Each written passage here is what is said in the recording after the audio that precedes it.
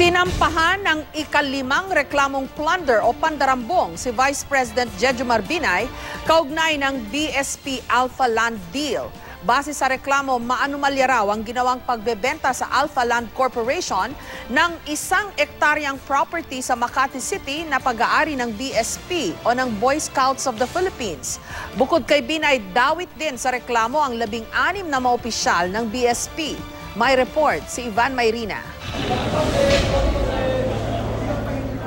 Isang linggo bago ang nakatakdang paghahain ng Certificate of Candidacy sa pagkapangulo, inihain kay Vice President Jejomar Binay ang ikalimang plunder complaint laban sa kanya sa ombudsman ng dating kaibigan na si Ernesto Mercado.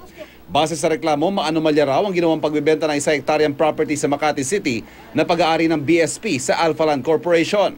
600 million pesos dapat ang nakuha ng BSP sa joint venture na ito, halagang hindi pa raw natatanggap ng BSP hanggang ngayon.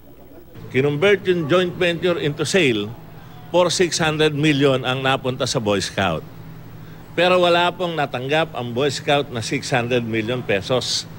Papel ang natanggap ng Boy Scout na di umano, naka-invest yung 600 million pesos ng Boy Scout. Wala nga natanggap ang Boy Scout kahit 5. Hanggang ngayon, walang natatanggap. Na ito ho, sa Senate hearing sinabi ko na dapat ito mga 3 billion na ngayon. Maliban kay Binay na National President ng BSP, dawit din sa kaso 16 na iba pang miyembro ng National Executive Board ng BSP.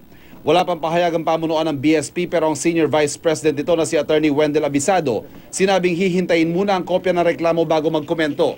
Dati na iginiit ang mga opisyal ng Alpha Land sa investigasyon ng Senate Blue Ribbon Subcommittee na walang anomalya sa BSP Alpha Land deal at sa katunayan, lumago na raw ang investment ng BSP sa itinayong gusali sa nabiling property. Sinubukan naming makapanayam mismo si Vice President Binay pero ipinasa niya kami sa kanyang tagapagsalita na si Attorney Rico Quicho.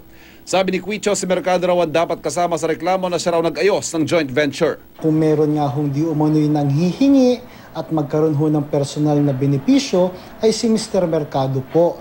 Kaya nga ho ang dapat kasuhan dito ay yung nagbibintang. Ito na ang ikalimang plunder case na isinampa laban kay Vice President Binay sa Ombudsman.